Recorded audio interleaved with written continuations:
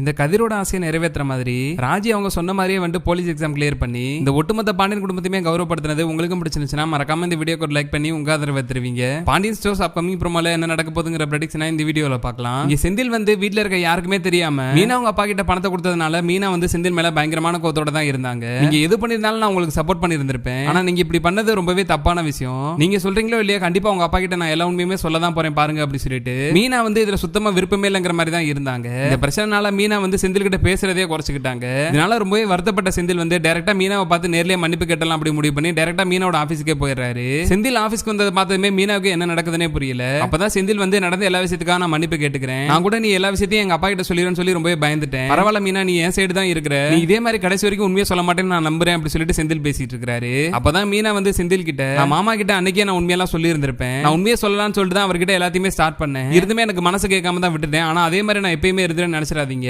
கண்டிப்பா இந்த விஷயத்துல என்னால உங்களுக்கு ஹெல்ப் பண்ணவே முடியாது. நீங்க பண்ணது ரொம்பவே தப்பான விஷயம். உங்க அப்பாவோட காசை அவரோட அனுமதி இல்லாம நீங்க எப்படி எடுத்து எங்க அப்பா கிட்ட கொடுக்கலாம்? நீங்க இதை சொல்லாம இருந்தாலும் கண்டிப்பா என்னைக்கா ஒரு நாள் நான் சொல்லி தான் தீருவேன் அப்படி சொல்லிட்டு மீனா பிடிவாதமா இருக்காங்க. இதனால ரொம்பவே பயந்து போற செந்தில் வந்துட்டு, நான் நம்மளோட நல்லதுக்காக தானே கொடுத்துருக்கேன், வீட்டுல இருக்க எல்லாருமே நல்லா தான் இருக்காங்க, நான் தான் ஆரம்பத்துல இருந்தே கஷ்டப்பட்டுக்கிட்டே இருக்கிறேன், இன்னும் எத்தனை வருஷம் ஆனாலுமே இந்த நிலை சுத்தமா மாறவே மாறாது. நான் இப்படியே காலத்துக்கும் எங்க அப்பா கூட கடையில தான் வேலை பார்த்துக்கிட்டே இருக்கணும், எனக்கு சொந்தமா வேலை பார்க்கணும் அப்படிலாம் ஆசை இருக்காதா? எனக்கு கவர்மெண்ட் ஜாப்புக்குலாம் போகணும்னு ஆசை இருக்காதா? அதனாலதான் மீனா நான் இதெல்லாம் பண்ணேன், நம்ம நல்லதுக்காக தான் இதெல்லாம் பண்ணிருக்கேன், நீ அதெல்லாம் புரிஞ்சுக்கவே மாட்டேன், நீ எனக்கு தான் சப்போர்ட்டா இருக்கணும் அப்படி சொல்லிட்டு செந்தில் வந்து அவர் பண்ண எல்லா விஷயத்தையுமே நியாயப்படுத்த பார்த்துட்டு இருக்காரு. நீங்க என்ன வேணாலும் சொல்லுங்க, கண்டிப்பா இந்த விஷயத்துல நான் உங்க கூட நிக்கவே மாட்டேன், நீங்களே போய் உங்க அப்பா கிட்ட எல்லா உண்மையுமே சொல்லிருங்க, இல்லன்னா கூடி சீக்கிரமே நானே எல்லா உண்மையுமே சொல்லிடுவேன் அப்படி சொல்லி மீனா வந்து செந்திலே மிரட்ட ஆரம்பிச்சிட்டாங்க. இதுக்குடா மீனா கிட்ட வந்து பேச வந்தோம் அப்படிங்கிற மாதிரி செந்தில் யோசிச்சுட்டு அங்க இருந்து கிளம்பி போயிடுறாரு. பிரச்சனையோட தீவிரத்தன்மையை புரிஞ்சுக்கிட்டு மீனா வந்து இதுக்கு மேலே நம்ம வெயிட் பண்ணிட்டு இருக்க கூடாது, நம்ம அப்பா கிட்ட போன் அடிச்சு பேசிடுவோம் அப்படி சொல்லிட்டு டைரக்டா மீனா வந்து அவங்க அப்பாக்கே போன் அடிச்சு பேச ஆரம்பிச்சிட்டாங்க.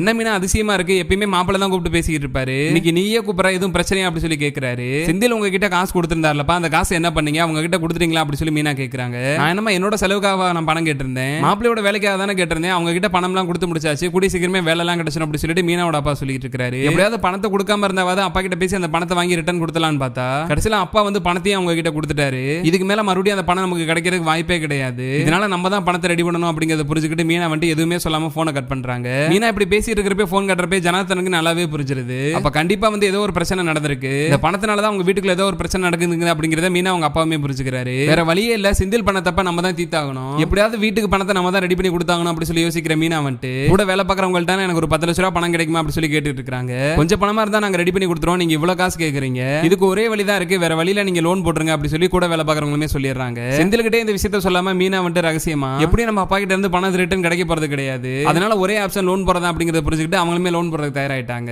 இங்க தங்கமேல் வீட்டுல பாக்கி வந்து தங்கமேல் பிடிச்சு பயங்கரமா சத்தம் போட்டுக்கிட்டே இருக்காங்க. மாப்பிள்ள வந்து கூட்டு போற மாதிரியே தெரியல, நீ இன்னும் எத்தனை நாளைக்கு தான் இங்கே காலத்தை ஓட்டிட்டு இருக்க போற, மாப்பிள்ள வந்து கூப்பிட்டாட்டி இருக்கட்டும், நீயே கிளம்பி போயிரு, நான் சொன்ன டைம்லாம் முடிஞ்சிருச்சு, இதுக்கு மேல நீங்க இருக்க கூடாது அப்படி இப்படி சொல்லிட்டு தங்கமேல வந்து ரொம்ப அசிங்கப்படுத்திக்கிட்டே இருக்காங்க. நம்ம அம்மா அப்பா கிட்ட வந்தா அவங்கள நம்மள நல்லா வச்சு பாத்துக்குவாங்க அப்படி சொல்லி நம்பிக்கையோட வந்த தங்கமேலுக்கு வந்துட்டு கடைசியில இவங்க ரெண்டு பேருமே இப்படி பேச ஆரம்பிக்கும். தங்கமேலுக்கு எங்க போறதுனே தெரியல. தங்கமேல் வீட்லயே தங்கமேலுக்கு சப்போர்ட்டா இருக்கிறது தங்கமேலோட அப்பா மட்டும் தான். மாப்பிள்ள தம்பி வராம எப்படி தங்கமேல மட்டும் அனுப்பிச்சு வைக்க முடியும்? அப்படி தங்கமேல அதுவான அந்த வீட்டுக்கு போச்சுன்னா தங்கமேலுக்கு சுத்தமா மரியாதையே இல்லாம போயிடும் அப்படி சொல்லிட்டு அவர் ஒரு ஆள் மட்டும் தான் தங்கமேலுக்கு ஆரம்பத்துல இருந்தே வந்து சப்போர்ட் பண்ற மாதிரி பேசிக்கிட்டு இருக்காரு. நீங்க இப்ப இவ்வளவு சப்போர்ட் பண்றதுக்கு ஆரம்பத்திலே வேலைக்கு போயிருந்தீங்கன்னா இந்நேரம் தங்கமேலோட வாழ்க்கை நல்லா இருந்திருக்கும். நீங்க உருப்படியா ஒரு வேலைக்கு போகாதனால தான் தங்கமேலுக்கு இவ்வளவு பிரச்சனை வந்துகிட்டு இருக்கு. இது எல்லாமே காரணம் நீங்க தான், உங்களோட தப்புனால தான் தங்கமேலோட வாழ்க்கை இப்படி ஆயிருச்சு அப்படி சொல்லிட்டு பாக்கி வந்து எல்லா பழியும் தூக்கி தங்கமேலோட அப்பா மேல போட்டுட்டு இருக்காங்க. என்னால உங்களுக்குள்ள எதுக்கு தேவையில்லாத பிரச்சனை வந்துட்டு இருக்கு, இனிமேல் அந்த வீட்லயே இல்ல, கூடி சீக்கிரமே நான் கிளம்பிடுவேன் அப்படி சொல்லி தங்கமேல் பேசிட்டு இருக்காங்க. கடைசியா ஒரு வாட்டி திருச்செந்தூர் கோயிலுக்கு போயிட்டு வந்தாலும் அப்படி சொல்லிட்டு தங்கமேலோட அப்பா சொல்லிட்டு இருக்காரு. இருக்கிற கஷ்டத்துல என்ன கோயிலுக்கு எல்லாம் போறதுக்கு காசு இல்ல அப்படி சொல்லி தங்கமேலோட அம்மாவே புலம்பிட்டு இருக்காங்க. அப்பதான் வந்து தங்கமேலுக்கு டேட் தள்ளி போயிட்டு இருக்கு அப்படிங்கிற விஷயம் வந்து பாக்கியத்துக்கு தெரியுது. இதெல்லாம் கரெக்டா முன்னாடி செக் பண்ணி பார்த்துட்டு இருக்க மாட்டியா, நீ மட்டும் இப்ப பிரெக்னெண்டா இருந்தேன்னா இந்த எல்லா பிரச்சனைக்கும் ஒரு முடிவு வந்துரும், ஃபர்ஸ்ட் நான் போய் பிரெக்னன்சி கிட் வாங்கிட்டு வரேன், அதுல செக் பண்ணி பார்த்தா தெரிஞ்சிரும்ல,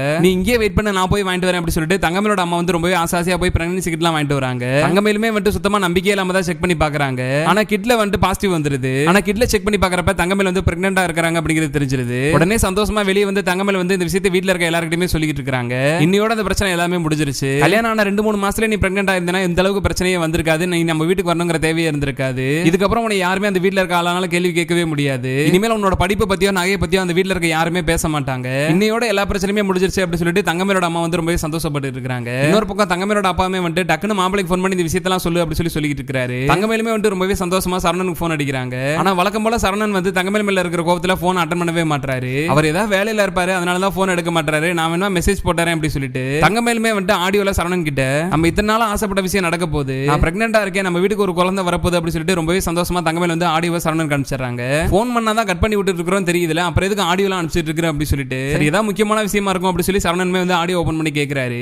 ஆடியோ கேட்டதுக்கு அப்புறம் தான் தங்கமேல் வந்து அவங்க வாயாலே பிரெக்னெண்டா இருக்கிறேன் அப்படிங்கிற விஷயத்தை சொன்னது சரவணனுக்கு புரியுது. இருந்துமே வந்து சரவணனுக்கு இதெல்லாம் சுத்தமா நம்பிக்கை இல்லாத மாதிரி. இது வரைக்கும் சொன்ன பொய்யெல்லாம் பத்தாதா, இப்போ புதுசா ஒரு பொய் சொல்ல ஆரம்பிச்சிட்டியா? நீ என்ன பொய் சொன்னாலும் நான் அதை சுத்தமா நம்பவே மாட்டேன். நீ எவ்வளவு ட்ரை பண்ணாலும் இதுக்கப்புறம் எங்க வீட்டுக்கு நீ வரவே முடியாது. நீ எனக்கு ஏதாவது நல்லது பண்ண நினைச்சேன்னா தயவுசெய்து எனக்கு போனோ மெசேஜ் எதுவுமே பண்ணிராத அப்படி சொல்லிட்டு தங்கமேல் சொன்ன விஷயத்தை சுத்தமா நம்பாம சரவணன் வந்து அப்படியே போனை கட் பண்ணிடுறாரு. சரவணன் சென்ட் பண்ண ஆடியோ கேட்டதுமே ஒட்டுமொத்த தங்கமேல் குடும்பமே ஆடி போய் நிக்கிறாங்க. நம்ம இவ்வளவு தூரம் சொல்றோம், ஆனா நீ வீட்டுக்காரமா சொல்றதே நம்பலனா இதுக்கப்புறம் மாப்பிள்ளை என்ன சொல்றதுன்னு எனக்கு புரியல. மாப்பிள்ளை நம்மள நம்பினா என்ன நம்பாட்டி என்ன, நீ இப்பே கிளம்பு உங்க மாமனார் வீட்டுக்கு போலாம் அப்படி சொல்லிட்டு தங்கமேல கூப்பிட்டுக்கிட்டு அவங்க அப்பா அம்மா ரெண்டு பேருமே வந்து பாண்டியன் வீட்டுக்கு கிளம்பி வந்துடுறாங்க. வீட்டுல இருக்க எல்லாருக்கிட்டயுமே பாக்கியம் போய் உங்க மருமக பிரெக்னெண்டா இருக்கு, உங்க பாண்டியன் குடும்பத்துக்கு புதுசா ஒரு வாரிசு வரப்போகுதுன்னு சொல்லி ரொம்பவே சந்தோஷப்பட்டு இருக்காங்க. கரெக்டா அந்த டைமுக்கு சரவணனுமே வீட்டுக்கு வந்துடுறாரு. வீட்டுக்குள்ள வரப்பே தங்கமேல பார்த்ததுமே பயங்கர கோவத்தோட தான் சரவணன் வீட்டுக்குள்ள வராரு. சரவணன் கோவமா இருக்கிறத தெரிஞ்சுக்கிட்டு இப்ப மட்டும் நம்ம ஏதாவது பேசாம விட்டோம்னா சரவணனுக்கு தங்கமேலுக்கு இடையில பிரச்சனை வந்துரும், அப்புறம் தேவையில்லாம மாப்பிள்ளை எல்லா உண்மையும் போட்டு உடைச்சிருவாரு அப்படி சொல்லி பயந்துக்கிட்டு தங்கமேலோட அப்பா வந்துட்டு ஸ்வீட் எடுத்து போய் சரவணன் கொடுத்து நீங்க அப்பா போறீங்க அப்படி சொல்லி ரொம்ப சந்தோஷப்பட்டு இருக்காரு. அப்பதான் தங்கமேலுமே வந்து சரவணன் கிட்ட